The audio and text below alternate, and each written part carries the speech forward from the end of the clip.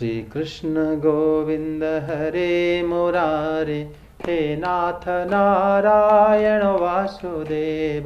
श्री कृष्ण गोविंद हरे मुरारे, हे नाथ नारायण वासुदेव। श्री कृष्ण गोविंद हरे मुरारे, हे नाथ नारायण वासुदेव।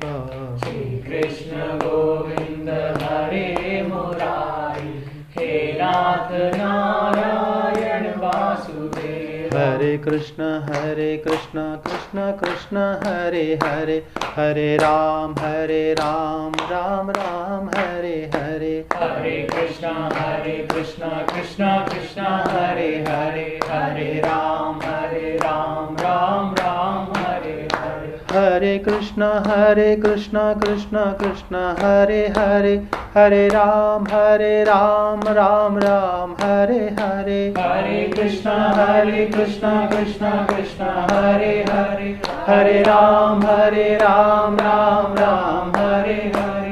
हरे कृष्ण कृष्ण कृष्ण हरे हरे, हरे राम राम राम हरे हरे। हरे कृष्ण कृष्ण कृष्ण हरे हरे, हरे राम राम राम हरे हरे। हरे कृष्ण कृष्ण कृष्ण हरे हरे, हरे राम राम राम हरे हरे। हरे कृष्ण कृष्ण कृष्ण हरे हरे, हरे राम राम राम हरे हरे। जय हरिनाम संकीर्तन की जय।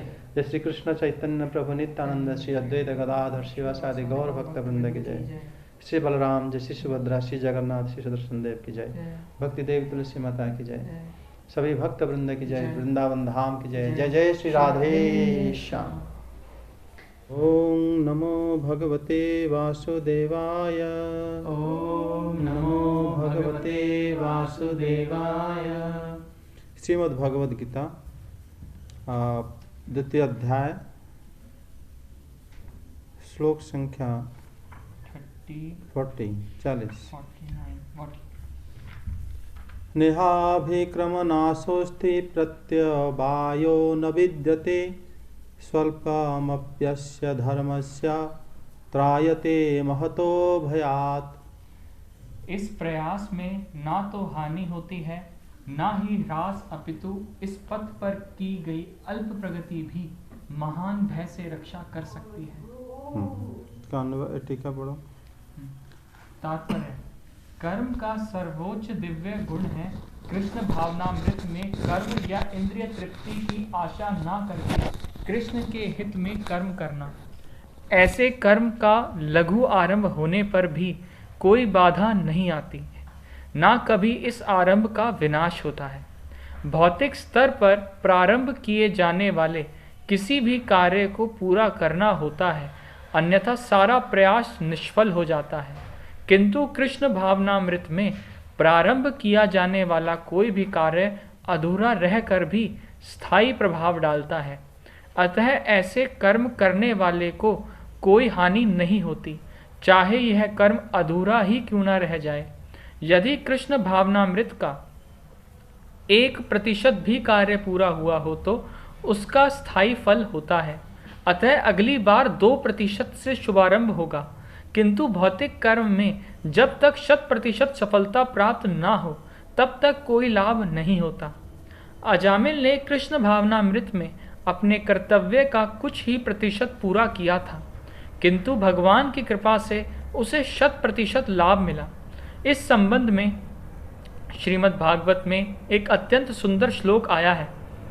त्यक्त्वा स्वधर्मं चरणाम्बुजं हरेर जन्नपक्को अथ पतेत्तो यदि यत्र क्वा वाभद्र मबुधमुष्य किम को वार्थ आप्तो अभजताम स्वधर्मतः।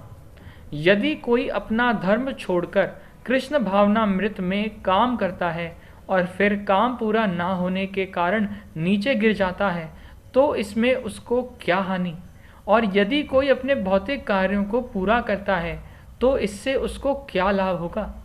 अथवा जैसे कि ईसाई कहते हैं, यदि कोई अपनी शाश्वत आत्मा को खोकर संपूर्ण जगत को पाले तो मनुष्य को इससे क्या लाभ होगा।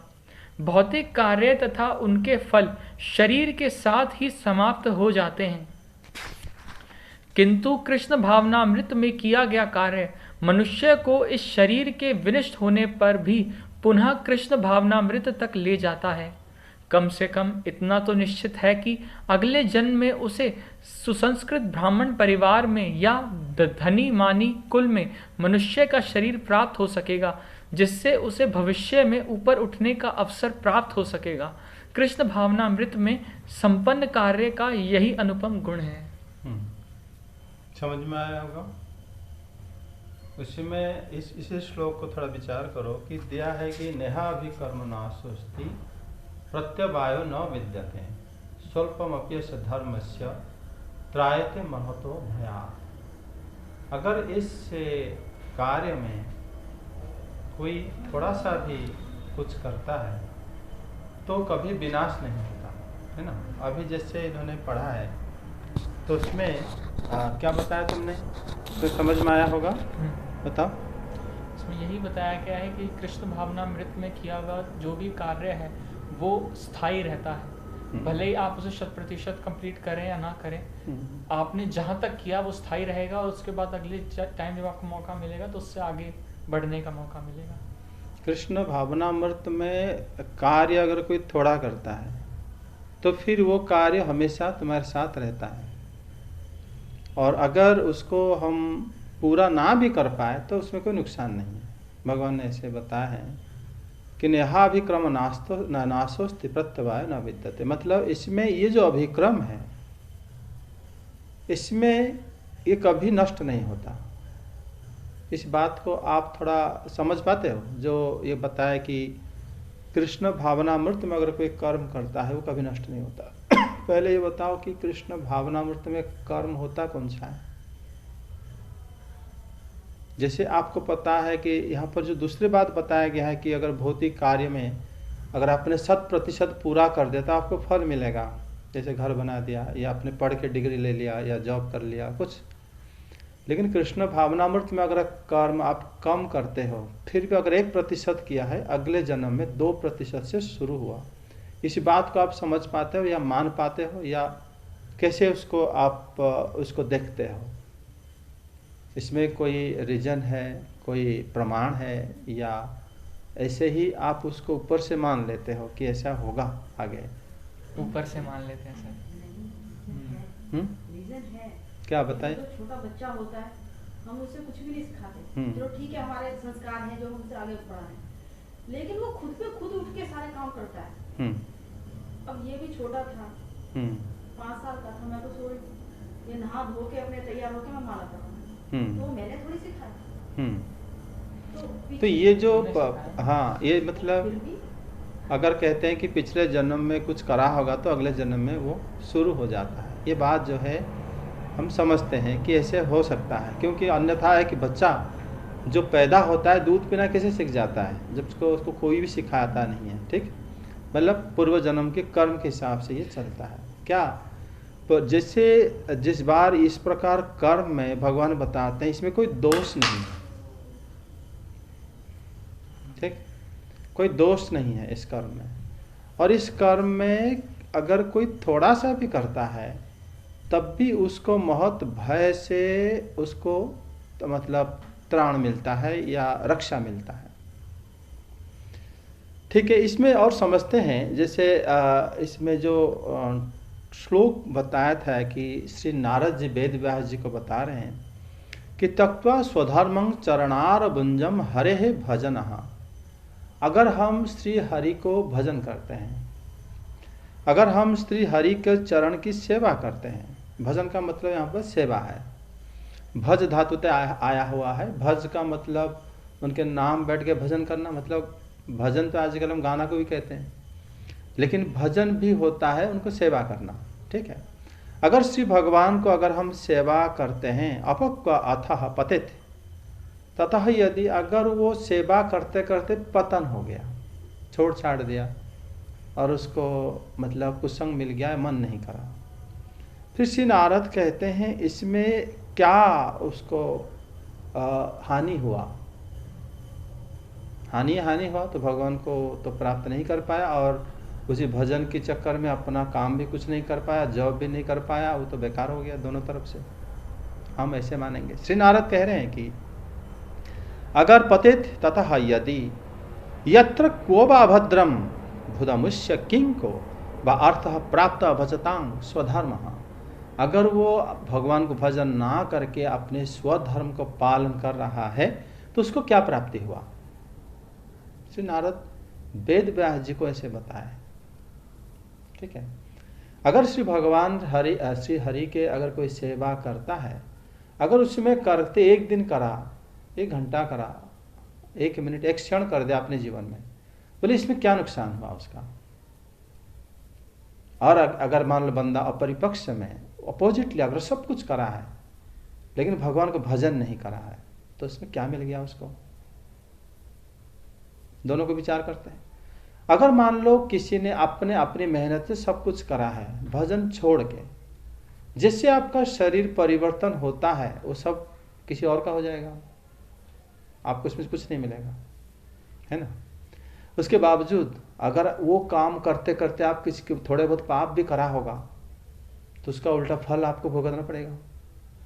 वो आपने एक घर बनाया, घर तो गया, प्लस वो घर बनाने के लिए अगर कहीं से ठग ठाक के कुछ लाया होगा, दुकानदार से सामान खरीदते टाइम उसको थोड़ा ठग दिया, कि कुछ ऐसे छोटे मोटे काम करे होंगे, या जब घर का नींव खुद रहा था बहुत सारे जानवर मर गए, कुछ पेड़ कट गया, कुछ ना कुछ तो पाप होता रहता है। और इस प्रकार छोटे मोटे पाप के कारण एक तो आपका जो उम्र खत्म हुआ, घर चला गया, प्लस ये सारे अपराध का दंड आप भुगतते रहोगे, फिर आपको दूसरा जन्म किस मिल जाएगा। तो इसमें क्या फायदा हुआ। नारद जी कह रहे हैं बिना भजन के इसमें क्या मिला उसको, कुछ मिला नहीं, क्योंकि घर बनाते बनाते बहुत समय चला जाता है और धन वगैरह संचित करने बहुत समय चला जाता है, उसके बाद हमारा उम्र खत्म हो जाता है, फिर हम सब छोड़ छाड़ किसी और को छोड़ के चले जाते हैं, है कि नहीं। अगर हम सोते समय उसी जगह में उठ जाते हैं, इसका मतलब हम निद्रा में थे। अगर हम सोते समय किसी और जगह में उठते हैं, इसका मतलब हमारा मृत्यु हो गया, ये समझते हो।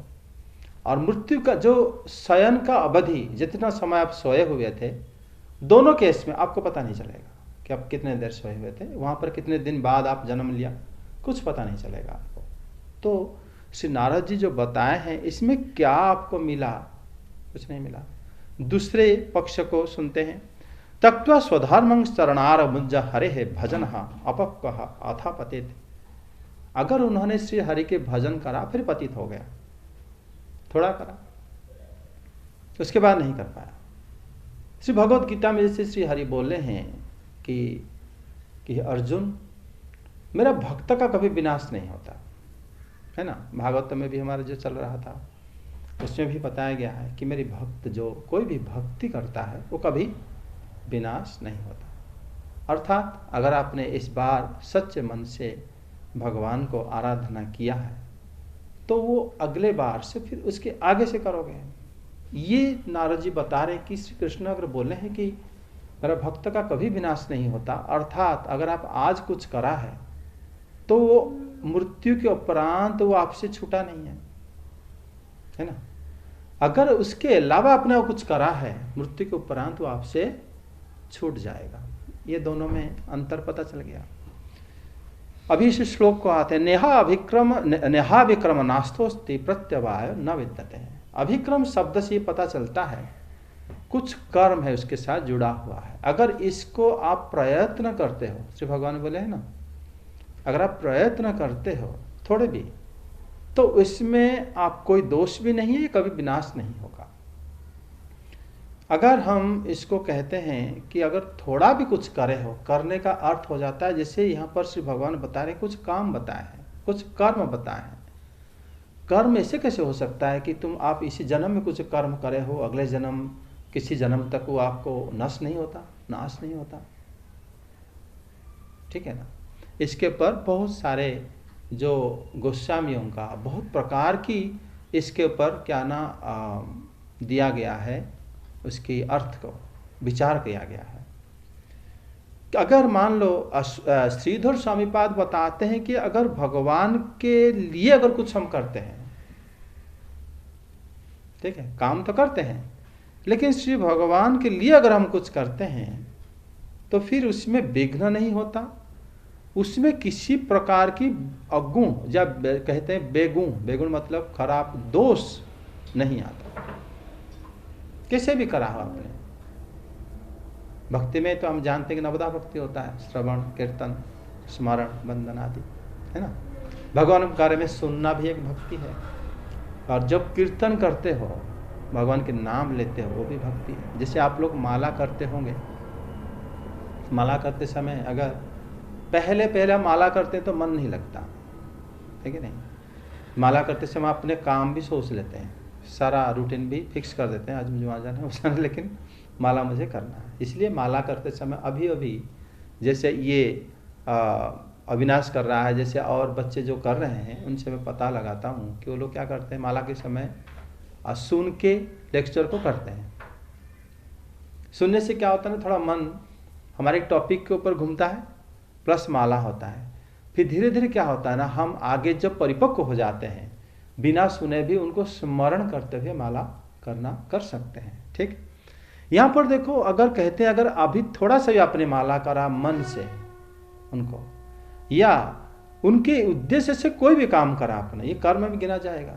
श्रीधर स्वामीपाद बताते हैं, ईश्वर उद्देश्य नैव विघ्न बेगुणात असंभवात। तो कहते हैं कि ईश्वर के उद्देश्य से अगर कोई भी कर्म किया जाता है, उसके अंदर कोई दोष होना असंभव है, उस काम में कोई दोष नहीं है। अगर आप श्री भगवान के नाम ले रहे हो, उनको सोचते हुए, इस काम में दोष क्या है?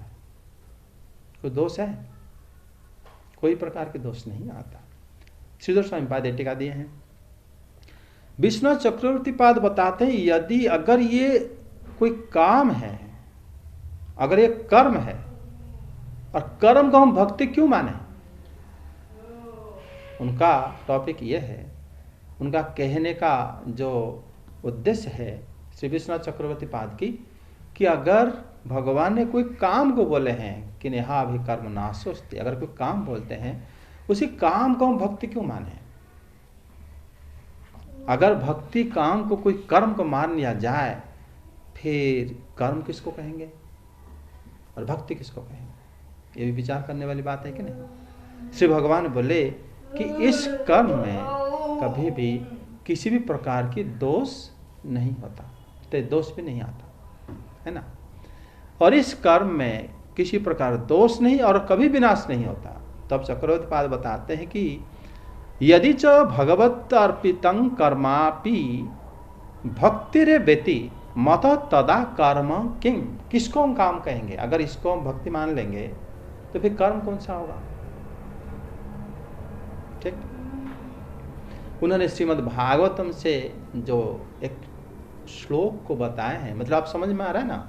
अगर भक्ति और कर्म को इक्वल मान लेंगे तो, क्योंकि भक्ति के अंदर जो नवधा भक्ति है उसमें श्रवण है, कीर्तन है, स्मरण है, वंदन है, अर्चन है, दास्यम सख्य आत्मनिवेदन आदि है। उसके अंदर किसी प्रकार के कर्म के वर्णन है ही नहीं, निष्काम कर्म के। तो चक्रवर्ती पाद बताते हैं, अगर हम उनको श्री हरि लेकिन बोले हैं कि ये कर्म ऐसा थोड़ा सा भी करो तो कभी भी विनाश नहीं होता, ना इसमें कोई दोष लगता है, समझे। उन्होंने श्रीमद् भागवतम से जो बताए हैं कि निष्काम कर्म, श्री नारद जी बताए हैं, जो यहाँ पर तप्ता स्वधर्म शरणारविंदम हरे है, जब श्री वेद व्यास जी को उपदेश दे रहे हैं श्री नारद कि आप तो सारे पुराण आदि रचना करे हो, फिर भी आप अशांत क्यों हो। उन्होंने बताया था ना कि मैं अशांत क्यों हूं। श्री नारद तब बताए थे, अगर श्री भगवान की चरण की सेवा अगर आप करे होते थोड़ा सा भी, उसमें क्या नुकसान है, और बाकी सारा काम पूर्ण करने के बाद भी क्या फायदा है। उन्होंने ये बताया थे, उपदेश दिए थे उनको। ये भी बताया था, नैष्कर्म्य अपि अच्युत भाव वर्जितम न शोभते ज्ञानमलम निरंजनम। वो कह रहे हैं अगर निष्काम कर्म तो आपने किया है, श्री वेद व्यास जी जो इतने ग्रंथ रचना करे, महाभारत आदि वेद को विभाजन करे, पुराण आदि लिखे, वो कुछ कहीं से बेच के पैसा लेने के लिए तो नहीं करे थे, वो निष्काम था उनका। लेकिन श्री नारद कहते हैं निष्काम कर्म आपने तो करा है, लेकिन निष्काम कर्म अपि अच्युत भाव वर्जितम। अगर श्री कृष्ण की भाव उसमें नहीं है तो फिर वो निष्काम काम जो है शोभा नहीं पाता। आपको जो इस प्रकार जो आज दशा आई हुई है कि आप दुखी हो, जबकि परोपकार करे हो पूरा, है कि नहीं। उन्होंने जो पहले जितना भी कर्म, वेदादि कर्म जो हो नहीं पा रहा था, उन्होंने उसको लोगों को मंगल कामना करने के लिए वेद को 4 भाग में विभक्त करके अन्य अन्य शिष्यों को उसके जिम्मेदारी दे दी और बता भी दिए कैसे काम, कैसे कर्म आदि करोगे, वेदादि कर्म। प्लस स्त्री वैश्य शूद्र आदि समझ ना पाने के लिए उन्होंने महाभारत ग्रंथ में सारे वेद को रख दिए थे। इसलिए महाभारत को महाभारत क्यों कहा जाता है? क्योंकि वेद से वो भारी है, समझे। क्योंकि वेद से भी जो अर्थ वेद में समझ में नहीं आता, महाभारत में समझ में आ जाता है। संपूर्ण कर्म उनका निष्काम है, ठीक है। फिर भी श्री नारद उनके गुरुदेव बताए कि अगर आपने निष्काम कर्म तो करे हो, लेकिन अगर ये श्री अच्युतों की भाव के वर्जित है तो इसमें आपका किसी भी प्रकार की शोभा नहीं पाएगा। तो आप विचार करके देखो, नेहा विकर्म मतलब भगवान बताते हैं इस कर्म को अगर थोड़ा सा भी आप करते हो तब फिर आपको इसमें किसी भी प्रकार की दोष नहीं लगेगा और ना विनाश होगा। अभी चक्रवर्ती पाद जो अपना तर्क रख रहे हैं या जो टीका बता रहे हैं उसमें बता रहे हैं इसको हम भक्ति अगर मानेंगे तो फिर कर्म क्या है, अगर इसको कर्म मानेंगे तो भक्ति क्या है। क्योंकि भक्ति ही एकमात्र वस्तु ऐसा है जो कभी विनाश नहीं होता। समझ में आ गया। उसमें श्रीमद् भागवतम में श्री भगवान जो है श्री उद्धव जी को बताए हैं, मदर्पणं निष्फलं वा सात्विकं निज कर्म तत् राजसं फल संकल्पम हिंसा प्रायादि तामसम। देखो कर्म का विचार कितना गहना है। आप अगर काम करते हो, किसी भी प्रकार की काम करने से पहले जो श्रद्धा आता है हमारे अंदर, वो श्रद्धा सत्वगुण की वजह से आता है। समझ में आ गया। सत्वगुण, रजोगुण और तमोगुण, 3 प्रकार के गुण से हम लोग बने हैं। अगर आपने इच्छा करा, जैसे मान लो ये सुबह उठ लिया, नहा लिया कि मुझे पढ़ना है, इच्छा करा, श्रद्धा करा, जो श्रद्धा मन में उदय हो गया, अच्छे से समझ लिया कि मुझे यही करना है, वो श्रद्धा कैसे जागृत हुआ आपके अंदर? क्योंकि आपके अंदर सत्वगुण की वास है, तभी आप श्रद्धा करें। जब आपने उस श्रद्धा करने के बाद कुछ करने गए, पढ़ने गए या पढ़ने बैठ के पढ़ लिया, वो होता है रजोगुण से, उस रति कहते हैं। समझे। जैसे आपने सारा कार्य आदि करा, करने के बाद अपने उसके बाद आपको धन मिला, सपोज नौकरी कर लिया, जॉब कर लिया, आपको पैसा मिला, जो मिला, जो प्राप्ति हो गया, वो तमोगुण है। किसी प्रकार की धन हो, चाहे पेपर की नोट हो, चाहे कुछ मतलब कुछ भी हो, जो प्राप्ति हो जाता है तमोगुण होता है। वो तमोगुण से ही बनता है। तमोगुण से पृथ्वी, जल, आकाश, वायु आदि 5 तत्व बने हैं तमोगुण से। और तमोगुण से ही सोना, चांदी, अलंकार आदि, पैसा आदि सब तमोगुण का ही रूप है। लेकिन जो श्रद्धा आपके अंदर था, वो श्रद्धा जो है सत्वगुण से ही आया था। अर्थात हमारे अंदर 3 प्रकार के गुण हमारे अंदर है। समझ में आ गया सर? पर अगर कुछ गलत काम करने की श्रद्धा हुई तो? अगर आपके अंदर किसी भी प्रकार की श्रद्धा जागृत हो रहा है, वो श्रद्धा ही सत्वगुण के कारण हो रहा है। ठीक है। जब आप कर्म, जैसे बताया कि गलत काम के लिए अगर श्रद्धा हुए, श्रद्धा शब्द का अर्थ क्या है? श्रद्धा होता है कई बार किसी भी प्रकार जो आपका, अगर मान लो वो श्रद्धा से अगर मन नहीं हटा तो उसको श्रद्धा कहा जाता है। आपने जो बात मन में ठान ली, अगर कितने लोग आपको समझाए, अगर आप उनसे हटा ही नहीं आपका मन, जैसे डट गया, तो श्रद्धा हो गया आपको इसके अंदर। ठीक है। रति होता है जब श्रद्धा को आप काम में रूप देते हैं, ठीक है।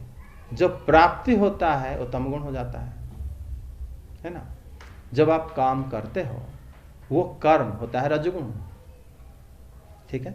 जैसे आपने किसी के लिए अमंगल सोचा, अमंगल तो हमारे अंदर जो हमारे मन का वृत्ति ऐसा है, बहुत प्रकार की सोच एक समय में प्रवेश कर जाता है। वो हमारे कर्म के ऊपर निर्भर करता है, पिछले जन्म के संस्कार के ऊपर मतलब निर्भर करता है। संस्कार के अनुसार ही आपके अंदर ये आता रहेगा, समझे। लेकिन जब तक आप उसको कार्य में परिणत नहीं करा है तब तो आपको कोई दोष नहीं लगेगा। जब तक आपके मन में इच्छा है, लेकिन आप जब तक उसको जाके थप्पड़ न लगा दे या किसी को मतलब दान दक्षिणा ना कर दे या कोई काम ना कर दे, कैसे पता चलेगा आपने इच्छा आपके अंदर जो है वो सतगुण है, रजगुण है या तमगुण है, कुछ पता नहीं चलेगा, है कि नहीं। तो अभी हम आते हैं इस श्लोक के ऊपर कि जो नेहाव कर्म नाशोस्ति प्रत्यवायो न विद्यते। चक्रवर्ती पाद बताते हैं अगर हम इसको कर्म मानते हैं तो फिर हम भक्ति किसी को मानेंगे।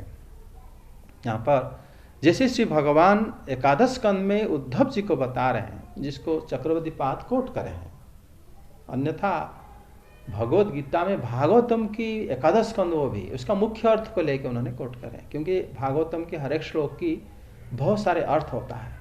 एक तो मुख्य अर्थ होता है, सांकेतिक अर्थ भी होता है, एक लक्षण अर्थ भी होता है। इसलिए क्यों वहां पर कहा गया, इसका क्या कारण हो सकता है ना। यहाँ पर मुख्य अर्थ को लेके उन्होंने जो बताए हैं कि भगवान बताते हैं कि मुझे जिस कर्म को समर्पित कर देते हैं उसको सात्विक कहते हैं, ठीक। अगर जिस कर्म में कोई कामना रहता है वो राजसिक कर्म है, और जिस कर्म में हम दूसरों को सताते हैं, दूसरों को हानि पहुंचना की योजना बनाते हैं, वो कर्म होता है तामसिक कर्म, ठीक है। 3 प्रकार के कर्म होता है। इसमें चक्रवर्ती पाद बताते हैं अगर इसके अंदर जो सत्वगुण की बात है, भगवान कहते हैं कि मेरे लिए कर्म करते हो सत्वगुण है, तो वो सत्वगुण को हम भक्ति क्यों मानेंगे, बात समझ रहे हो। क्योंकि सत्वगुण, रजोगुण, तमोगुण तीनों तो गुण ही तो है, गुण तो माया के अधीन है ना। भगवान बताते हैं भगवद गीता में आगे बताते हैं कि गुणमयी जो मेरी माया जो है बड़ी अदैव सी गुणमयी मम माया दुरतया। गुण जो है माया के अधीन है, माया के अंदर सत्वगुण, रजगुण, तमगुण है। अगर भगवान कहते हैं कि मेरे लिए कर्म अगर अर्पित कर देते हो सत्वगुण है, तो फिर इसी श्लोक में जो बताया गया है कि थोड़ा कर्म करने से आपका वो कर्म कभी नाश नहीं होगा और हमेशा वो कोई मतलब किसी प्रकार दोष उसके अंदर है नहीं, तो किस प्रकार कर्म है, उसको हम भक्ति क्यों मानेंगे। क्योंकि भगवान स्वयं बता रहे हैं कि मेरे अर्पित अगर कोई कर्म करते हो सत्वगुण है, अगर कामना करके करते हो रजोगुण है, अगर दूसरों को सताने के लिए करते हो गुण है, तो फिर हम उसको तो भक्ति नहीं मान सकते, वो तो सत्वगुण कर्म हो गया। समझ में आया कि नहीं। क्योंकि गुण अधीन अगर हो जाता है, अब मतलब शरीर नष्ट होने के बाद वो खत्म हो जाएगा, वो कर्म रहेगा नहीं। लेकिन भगवान स्पष्ट यहां पर बताएं कि वो हमेशा रहेगा। तो इसके प्रकार अर्थ है ये, समझ के आ रहा है कि नहीं। यहां पर ये समझना होगा, वही भागवतम में बताया है भगवान, वही एकादश स्कंद में 29वां अध्याय में, मदभाव सर्वभूतेषु मनोवाक्य वृत्ति भी। सभी भूतों की अंदर से मन, वाणी, शरीर के सभी वृत्तियों से मेरी जो आराधना करता है वो मुझे सबसे प्रिय होता है, श्रेष्ठ होता है। क्योंकि बताया है कि सद्री चिनो मतो ममः। भगवान बताते हैं एकादश स्कंद में, जो सारे प्राणियों के सब प्रकार की वृत्तियों सहित अगर मेरा कोई आराधना करता है, मतलब प्राणी कुछ भी काम करे, फिर भी जो भक्त है उसमें उसको किसी भी प्रकार की विगुणता या गलत वो नहीं कह पाता, क्योंकि वो जानता है सारे वृत्ति उसको गुणों के अधीन मिला है, वह अपने स्वभाव से कर रहा है। इसमें मुझे जो भी मिलता है मेरे प्रारब्ध से मिलता है, और सब कुछ श्री भगवान के निरीक्षण में ही हो रहा है, इसलिए किसी को दोष नहीं दे पा रहा। तभी श्री भगवान यहाँ पर, ये तो एकादश स्कंद जब आएगा और विशद व्याख्या होगा भागवतम, ये तो भगवत गीता के श्लोक को समझने के लिए हम लोग खाली इसका मुख्य अर्थ ले रहे हैं कि एक्चुअली उसमें क्या कहा गया है। इसी श्लोक में श्री भगवान बता दिए कि ये कर्म को अगर थोड़े देर के लिए करते हो तब भी आपका भयंकर विपत्ति टल जाता है? और ये हमेशा आपके साथ रहता है, कभी नाश नहीं होता, जन्म जन्म के साथ। तो ऐसा कौन से काम है, समझे? आगे देखते हैं, श्रीमद् भागवत में बताते हैं कि यह जो मेरा धर्म है, इसको अगर कोई प्रारंभ करता है, थोड़ी सी भी करता है, इसमें किसी भी प्रकार की बाधा नहीं आती। हे अंग मद धर्मस्य उपक्रमे अणु अपि ध्वंसना, ये बात सेम बात उद्धव जी को ही भगवान बोले हैं, लेकिन वो धर्म अलग बताए थे कि मेरा धर्म अगर तुम पालन करते हो, मेरा धर्म का अर्थ होता है सारे जीवों को समान भाव से देखकर, सारे जीवों को मतलब से मेरी आराधना करना। सर्वभूतों के अंदर हो जाता है सारे वस्तु, सारे पदार्थ, सारे जीव, सारे गुण आपके सामने कुछ भी है, सब के माध्यम से अगर भगवान को आराधना कर पाते हो तब कहते हैं इस प्रकार उपक्रम जो है कभी ध्वंस नहीं होता। भगवान ने ये बोला है उद्धव जी को। अर्थात जो चक्रवर्ती पाद बताए हैं कि इसी श्लोक में जो भक्ति की भगवान जो बात करे हैं, वो बात को विश्वनाथ चक्रवर्ती पाद कहते हैं कि प्राग भक्ति है, भक्ति का पहला स्टेज है। अगर भगवान के लिए कोई कर्म करता है तो विनाश नहीं होता। उन्होंने श्रवण और कीर्तन को भक्ति माने हैं, समझे? अगर भगवान के बारे में आप श्रवण करते हो या भगवान के नाम जप करते हो, भगवान के बारे में सुनते हो, तो उसको उन्होंने भक्ति का आरंभ माना है, भक्ति माना है। भगवान के लिए निष्काम कर्म अगर कोई कर रहा है उसको उन्होंने कहे कि प्राग भक्ति है। आगे इसमें लेकिन इस श्लोक में श्री भगवान स्पष्ट भाव से कहते हैं प्रत्यवायो न विद्यते, इसमें कोई दोष नहीं है, और अभिक्रम नाशोस्ति, ये कभी नाश नहीं होता। इसको कैसे समझा जाए? उन्होंने तो भगवान सीधा सीधा बोले हैं कि कभी विनाश नहीं होगा, लेकिन नेहा विकर्म नाशोस्ति। देखो इससे पहले जो हम पढ़ रहे थे आत्मा परमात्मा आदि जो ज्ञान, वो था क्या? भगवत गीता का सांख्य योग था। श्री भगवान वहां पर देखो हर समय बता के कह रहे थे कि अर्जुन युद्ध करो, है ना? श्री अर्जुन को बीच बीच में बताते रहते थे, लेकिन इसमें कुछ नहीं बता रहे। इसलिए भगवान बता रहे अगर इसमें थोड़ा सा भी तुम कुछ करोगे तब भी तुम्हारा जो है कभी भी ये विनाश नहीं होगा, तुम्हारे साथ जन्म जन्म के साथ रह जाएगा हमेशा। इसका प्रमाण देखो श्रीमद् भागवत में अगर हम देखते हैं, एकादश स्कंद में बताते हैं अगर मेरे लिए कोई कर्म करता है वो तो सत्वगुण है, ठीक है? फिर किस प्रकार सत्वगुण कि जो यहां पर चक्रवर्ती पाद बताते हैं अगर गुणाधीन है, इसको हम भक्ति क्यों माने, ठीक है? लेकिन भगवान बताते हैं कि यदा चित्त प्रसिद्धिते इंद्रियाणां च निवृत्ति देहे अभयम, ये सब उसके अंदर आ जाना चाहिए।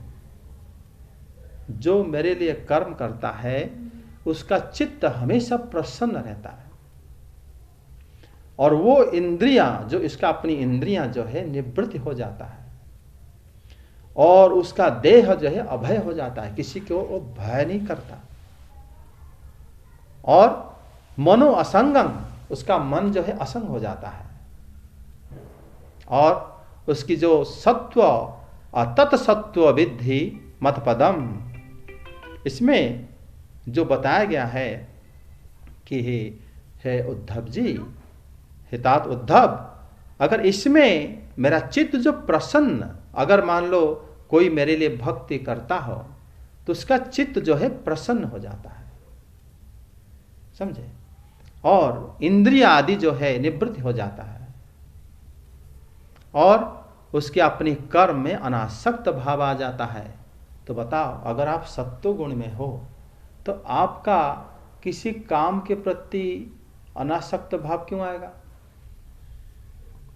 सत्व गुण का मतलब देवताओं के गुण, देवताओं के गुण मतलब जिस गुण में सम दम तितिक्षा आदि आता है, ये सब देखा जाता है, उसमें आपका ये कह रहे हैं कि अनासक्त भाव आ जाएगा। अनासक्त भाव क्यों आएगा भाई, क्यों आएगा? जैसे यहाँ भी पहले पढ़ा था इन्होंने कि अगर हम कृष्ण भावनामृत में थोड़ा सा भी काम करते हैं वो हमारे साथ हमेशा रह जाता है। तो वहाँ पर प्रश्न ये आया था कि हमें कैसे पता चलेगा कि ये कर्म कृष्ण भावनामृत में है और ये कर्म नहीं है। उसी को श्री भगवान इस श्लोक में बता रहे हैं। अगर आप सचमुच श्री कृष्ण भावनामृत में काम कर रहे हो, क्या आपकी इंद्रियां तुष्ट हो गए?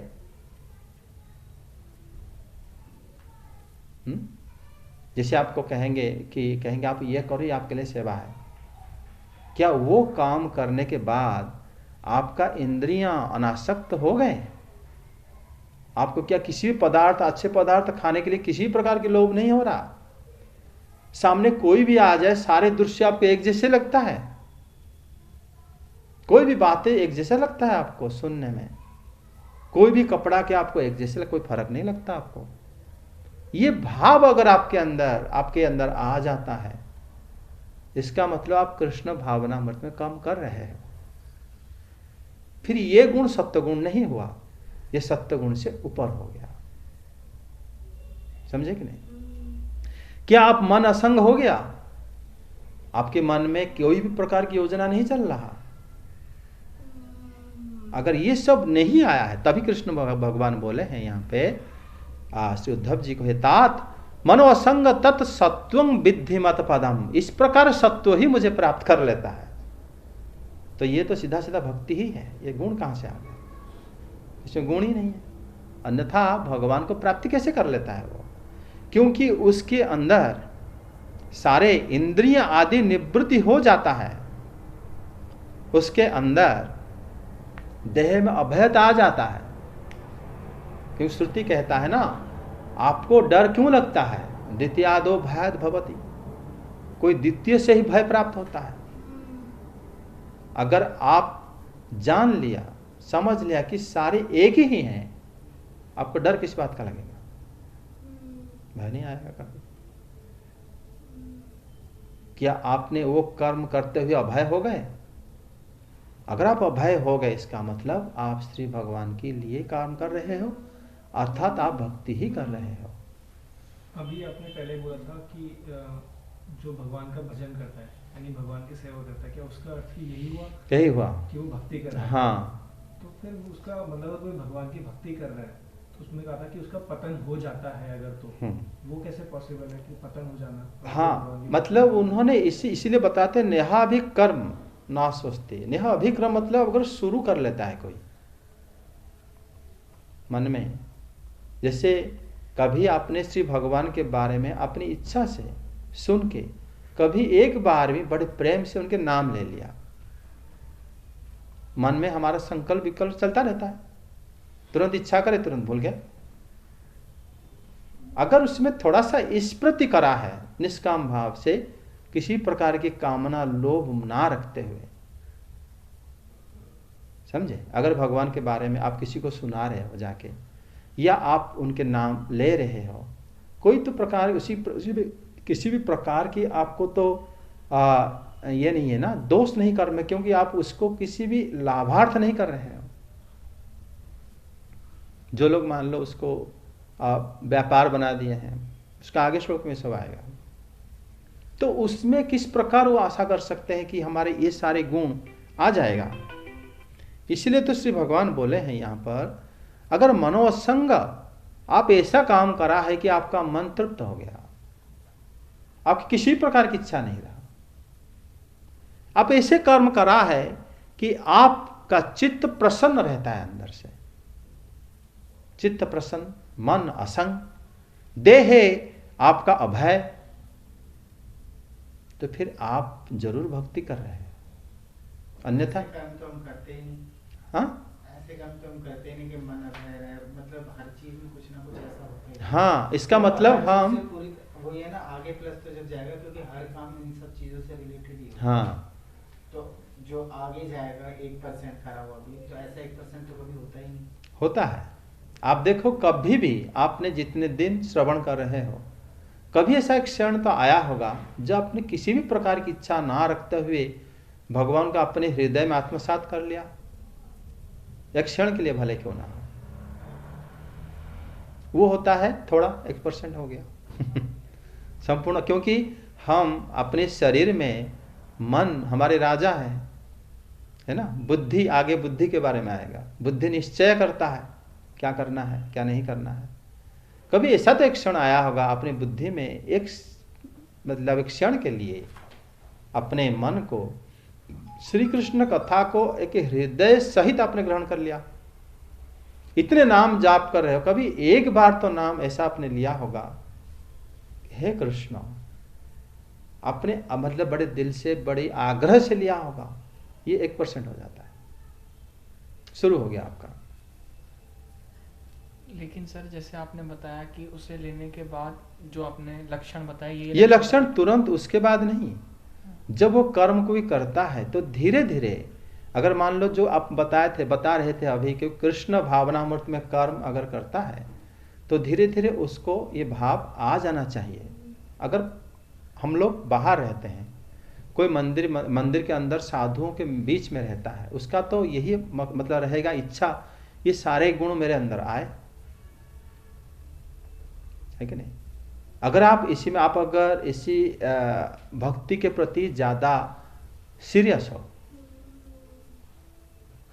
आप जानते हो कि भक्ति करने के लिए ऐसा जरूरत नहीं कि कोई एक विशेष परिधान पहनने की जरूरत है और एक मतलब अलग सा एक ग्रुप जैसे मतलब राजनीतिक नेता आदि पहन लेते हैं टोपी और ये कि हम इसी दल का है, ऐसा आवश्यकता नहीं। आप कोई भी काम घर में कर रहे हो, किसी भी वर्ण का हो, किसी भी धर्म का हो, किसी भी आश्रम का हो, आप शुरू कर सकते हो। ये आप जानते हो, श्री भगवान के नाम लेने में कोई आपको रोक सकता है?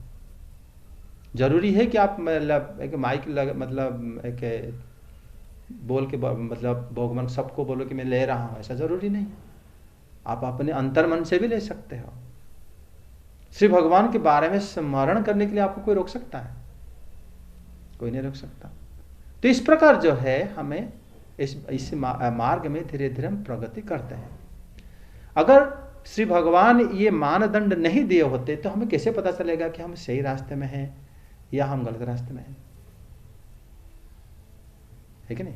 तभी श्री भगवान ने बता दी, जो इस प्रकार रास्ते में आता है, मेरे लिए तुम कर्म कर रहे हो नहीं कर रहे हो, इसका प्रमाण यह है, तुम्हारा मन असंग हो जाएगा, चित्त प्रसन्न हो जाएगा, देह अभय हो जाएगा,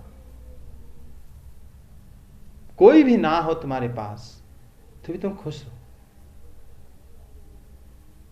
किसी भी द्रव्य के आपके पास अभाव, भले ही बाहर लोगों को दिखता है इसके बाद बहुत कुछ है ही नहीं, ये कैसे रहता है, लेकिन उसको दर पूछ के देखो वो बड़ा शांत है, उसको इच्छा ही नहीं है। तो आपसे धनी तो वो है, आपके पास सब कुछ हो क्या भी इच्छा कर रहे हो, उसका कुछ नहीं है, कोई इच्छा नहीं है उसके, वो तो धनी हो गया ना तुमसे भी ज्यादा, है कि नहीं। इच्छा ही दरिद्रता है। तो ये सारे गुण जो है श्री भगवान ने बताए हैं कि ये सारे गुण जो है इस प्रकार सत्व गुण मुझे प्राप्त करता है, अर्थात मनो असंगम, अर्थात श्री कृष्ण की प्रेम के बिना मन कभी असंग नहीं हो सकता। देह अभयम, कृष्ण के पूर्ण शरणापन्न के बिना हम अभयता कभी प्राप्त नहीं कर सकते। हम क्यों अभय प्राप्त करें, हम क्यों डर लगता है? क्योंकि हम श्री कृष्ण के शरण में नहीं है, तब डर लगता है। अगर आप श्री कृष्ण के शरण में रहोगे तो डर भय नहीं आएगा। उसके बाद चित्त प्रसिद्धति, चेतना हमेशा हमारा समाधि अवस्था में प्रसन्नता लाभ करता है अगर हम श्री भगवान के शरण में हैं, और इंद्रियां जो है हमारा तृप्त हो जाता है। ज्ञानेन्द्रियां, कर्मेंद्रियां, सारे इंद्रियां। आपको अगर आपने श्री कृष्ण की नाम का स्वाद आपको लगने लगा, आपको कोई भी आके किसी भी प्रकार की प्रलोभन दे सकता है? कभी नहीं दे सकता। कोई दूसरा मतलब कोई दृश्य नहीं मिलेगा जिसको आप देखने के लिए बहुत इच्छा करोगे। कोई बातें या गाना ऐसे नहीं रहेगा कि मैं सुनने की इच्छा करूं। किस प्रकार के खाद्य ही नहीं रहेगा कि आपको मन करेगा ये थोड़ा मैं खा नहीं पाया, नहीं, तृप्त। तो ये जो है श्री भगवान ने बताया है। इसीलिए जो चक्रवर्ती पाद का कहना सही है कि बिना भक्ति के, ये जो श्री भगवान बोले हैं कि नेहा विकर्मणा आसुस्ति प्रत्यवाय न विद्यते, कि अगर ये भक्ति ही नहीं है तो फिर ये कैसे हर जन्म में रह जाता है हमारे साथ, ये कैसा काम है, ऐसा कोई कर्म नहीं हो सकता, ये भक्ति ही है। तो इस श्लोक को हम देखते हैं, इस श्लोक में कहा गया है, अगर श्लोक को हम संधि करते हैं तो इसमें यह आता कि यह अभिक्रम नाशः नास्ति, इस प्रकार जो अभिक्रम, ये इस प्रकार के जो प्रयास या प्रयत्न कभी भी नाश नहीं होता। समझ में आ गया? प्रत्यवायो न विद्यते, मतलब इसमें कोई दोष नहीं है। अस्य धर्मस्य स्वल्पमपि महतः भयात् त्रायते, इस प्रकार धर्म अगर आप करे हो भयंकर परिस्थिति भी आपसे टल जाएगा। समझ में आ गया? इसमें देखो यहां पर जो यह शब्द है, भगवान ने बताया ना कि यह अभिक्रम, इस अभिक्रम जो है कभी भी नाश नहीं होता। समझे? एक बात बताता हूं आपको। सपोज मैंने आपको कहा कि यह योग माया मंदिर है, ठीक है, वह कुतुब मीनार है, ठीक है, आप वहां गए हो। ये 3 वाक्यों में जो मैंने बोला क्या समानता है, बता सकते? किसी के बारे में बात करी जा रही है तीनों में, किसी के बारे में बात, इसमें समानता क्या है? आपको मैंने बोला आप गए हो या आप खाना खा लिया, मैं आपको प्रश्न करा, या आपका नाम क्या है, और ये योग माया मंदिर है, इस वाक्य में क्या समानता है? एक में तो आप बता रहे हो कि भाई ये है, एक में आप क्वेश्चन कर रहे हो तो तुमने खाना खा लिया, नहीं खा लिया, तो फर्क है। एक में आप हमसे रिस्पॉन्ड चाह रहे हो, एक या तुमने रिस्पॉन्ड अगर नहीं भी चाहा, मैं कहूंगा कि ये फोन आपका है, इसमें कोई क्वेश्चन नहीं हुआ, तो इसमें क्या समानता है सारे वाक्यों में, बातों में? जो हमारी चीज है वो हमें बता रहे हो तो उसमें तो कुछ नहीं है, लेकिन जो कभी ये मंदिर है तो हमें एक नई जानकारी दे रहे हो। अच्छा, आप हर सांसारिक चीजों से रिलेटेड क्वेश्चन पूछ रहे हो, ये कॉमन बात है। अच्छा, और आप? हमारा कोई कनेक्शन है उस चीज से? हमारा कनेक्शन है, हो सकता है ना भी हो। इसमें एक चीज जो छुपा हुआ है वो है मैं। अगर मैं नहीं हूं तो आप गए हो नहीं गए हो, ये इस शब्द वाक्य का अर्थ ही नहीं रहेगा। अगर मैं नहीं हूं, ये कुतुब मीनार है, ये योग माया मंदिर है, इस वाक्य ही का अर्थ ही बदल जाएगा, बाकी का अर्थ ही नहीं रहेगा। दोनों तीनों सारे बातों में अहम जो है मैं छुपा हुआ है, ये मानते हो कि नहीं? मैं कैसे छुपा हुआ? क्योंकि अगर मैं नहीं हूं तो आप कहां से आए? अगर आए होंगे मुझे कैसे पता चलेगा? मैं क्यों बोलूंगा? समझ रहे हो कि नहीं? मैं हूं तभी तो अगर मैं हूं तब ना मैं कहूंगा कि आप खाना खा लिया। अगर मैं ही नहीं हूं तो आप खा लिया नहीं खा लिया शब्द का जो पूरे वाक्य का अर्थ रहेगा, किसने कहा? उससे पहले कोई तो होना चाहिए कि मैं, तब ना वो जाके पूछेगा कि आप खाना खाए नहीं खाए। या जो मंदिर है, अगर मैं जो वक्ता वो नहीं है तो वाक्य का अर्थ कहां से रह जाएगा? किसने बोला कि ये मंदिर है? कौन है वो? एक शब्द आएगा कि नहीं? मतलब ये सारे बातों में अहम जो है छुपा रहता है। ये बात मानते हो कि नहीं? चाहे किसी भी प्रकार की बातें हो, अहम शब्द जो है छुपा रहता है।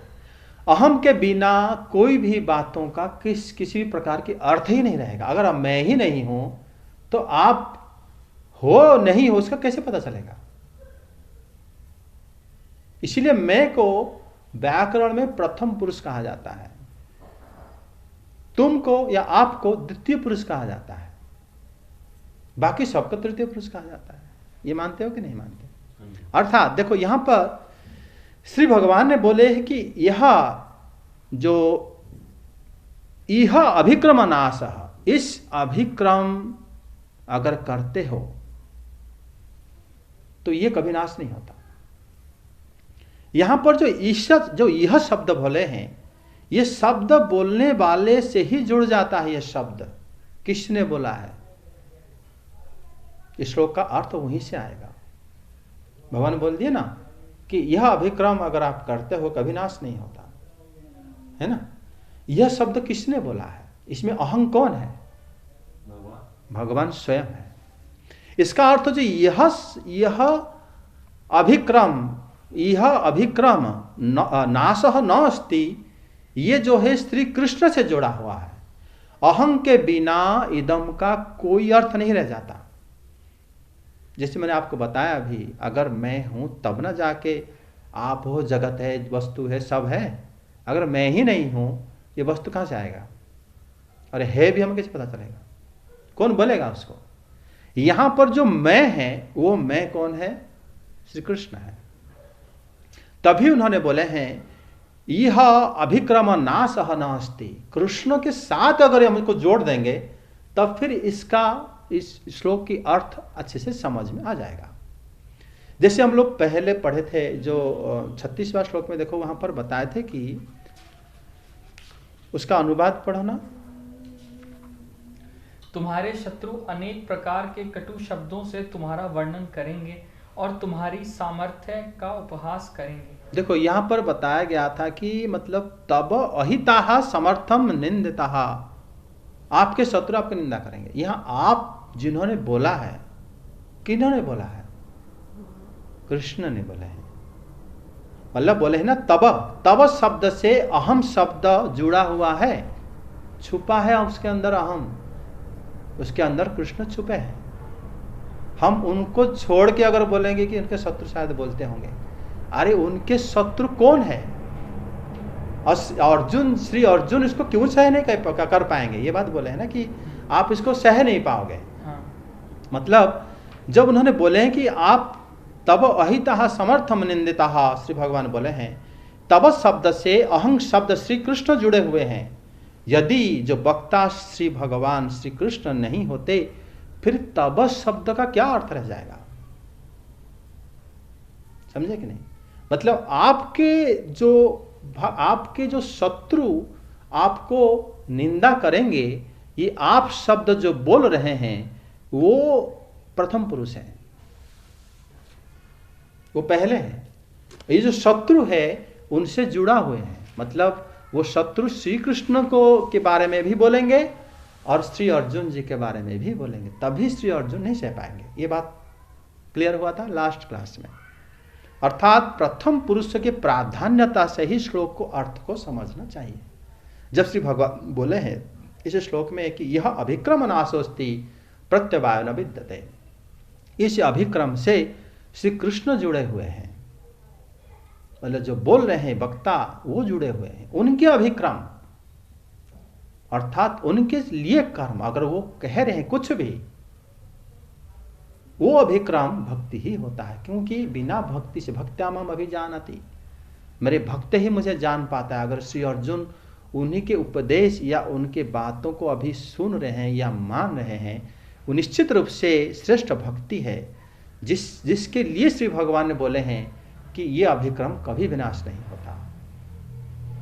समझ में आ गया। और ये कभी विनाश नहीं होता और ये दोष मुक्त भी है। समझ में आ गया। आगे श्लोक बताओ। ठीक है। अब सर ये एक चीज पूछनी है सर मेरे को कि वो नष्ट नहीं होता, इसका क्या प्रमाण है। नष्ट नहीं होता श्री भगवान बताते हैं, क्योंकि मेरा जो भक्त कभी विनाश नहीं होता है ना। जो वक्ता है, जो अहम है, वो कह रहे हैं कि भागवत में देखो, अहम एवा समय बाग्रे नान्यद सद असत परम, मैं ही सबसे पहले हूं और बाद में सब कुछ आया है ना। जो मैं शब्द है वो स्वयं श्री कृष्ण है, जो श्री ब्रह्मा जी को बोले हैं चतुश्लोक के भागवत में। इसको तो अभी ये क्या ना, थोड़ा ब्रह्मसूत्र व्याख्या हो जाता है, भागवतम वाली व्याख्या हो जाता है अहम शब्द, क्योंकि उसी में भागवतम में चतुश्लोक में इसको विशद व्याख्या होता है कि अहम एवं जो शब्द है, इसी में जो इसका जो प्रश्न उसी से जुड़ा हुआ है कि हम कैसे मानेंगे कि ये हमेशा, ये कभी नष्ट नहीं होता। क्योंकि पहले ये बताओ, जो नष्ट होता है हम उल्टा चलते हैं, वो आपको कैसे पता चलता है कि नष्ट हो जाता है? क्योंकि हम देख पाते हैं, समझे? आप साक्षी होते हैं। उसी प्रकार परम साक्षी कौन है? श्री कृष्ण है। वो साक्षी होने के नाते ही वो जानते हैं कि जैसे भगवत गीता में आगे हम पढ़ेंगे कि अर्जुन, कि आपका और मेरा अनेक जन्म बीत गया है, आपको कुछ याद है लेकिन मुझे याद है। तो अर्थात वो साक्षी है। साक्षी होने के नाते ही उनको पता है कि ये कभी नष्ट नहीं होता। नष्ट ना होने के लिए हमें एक ऐसा, मतलब किसी को ढूंढना होगा जो हमेशा रहता हो, तभी ना हम उन्हीं के जरिए ही समझ पाएंगे क्या नष्ट होगा क्या नष्ट नहीं होगा, है ना। अगर आप बैठे हो तब आपको पूछा जाएगा अरे ये सामान कहाँ गया, तब ना बता पाओगे। अगर आप हो ही नहीं तब कैसे बताओगे? अगर पहले अहम शब्द को जोड़, मतलब ढूंढना पड़ेगा कौन है वो अहम, कौन है वो मैं, जो सबसे पहले विद्यमान है और हर एक जगह की अंदर छुपा हुआ है।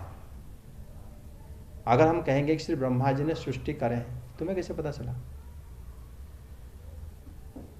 नहीं, श्री कृष्ण ने बोला है, क्योंकि उनको पता है वो अहम है, उनके बाद वो लोग आए हैं, है कि नहीं? तो इस प्रकार समझना चाहिए कि वो पहले हैं, इसीलिए ये कभी नष्ट नहीं होता। और सर कोई इसी बात पर प्रश्न उठा दे कि हम कैसे माने कि कृष्ण सबसे पहले आए हैं, तो ये कैसे मानेंगे कि श्री कृष्ण पहले हैं? ये देखो, पहले हम ये समझना पड़ेगा कि हम कौन है। ये बात आत्मविज्ञान से जुड़ा हुआ होता है ना। आप जागृत अवस्था में रहते हो, क्या आप कभी मानते हो कि आप मर जाओगे? नहीं। क्यों नहीं मानते? क्योंकि आप अमर हो। इसके लिए तो कोई प्रश्न नहीं करेगा कि कहाँ लिखा है ये, है ना। आप अमर हो, इसलिए आपको कभी नहीं लगता कि हम मर जाएंगे। लगता है आपको क्या विनाश हो जाएगा? नहीं लगता।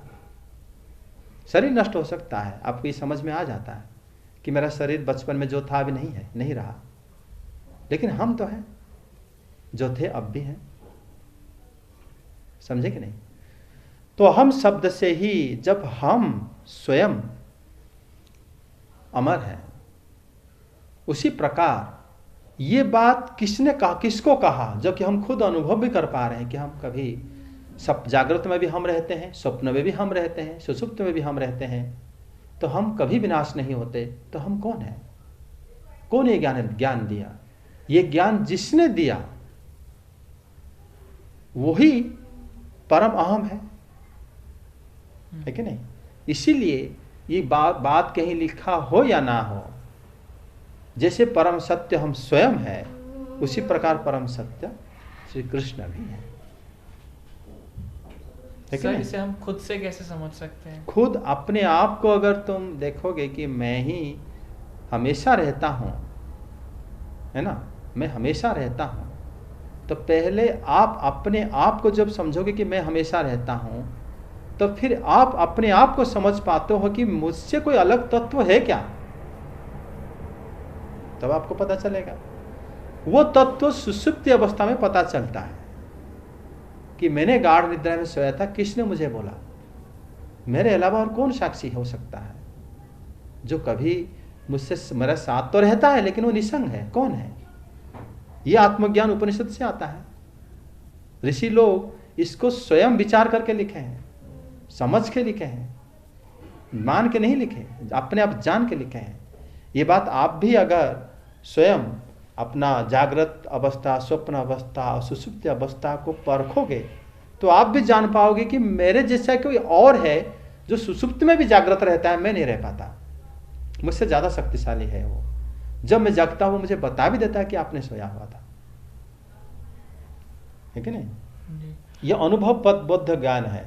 उसके बाद जैसे आप खुद अनुभव कर लोगे तभी फिर आप जानोगे कि कहां पर ये वर्णन है। फिर गुरु वैष्णव साधु आदि के द्वारा ये और ज्यादा क्लियर हो जाता है। कोई प्रश्न है? लेकिन अब जैसे कि मैं अमर हूँ, तो फिर ये मरता कौन? शरीर, आप मरने से पहले तक भी आपको पता नहीं रहता कि मैं मर रहा हूँ। जब आप बीमार होते हो, आपके हार्ट बीट रुकता है, तब आप आसक्ति के कारण आप भयभीत होते हो कि क्या होगा इसके बाद, अगर मैं, क्योंकि आपने देखा है आपके सामने बहुत लोग मर जाते हैं, तो आपको लगने लगता है कि मैं मर जाऊंगा, है ना।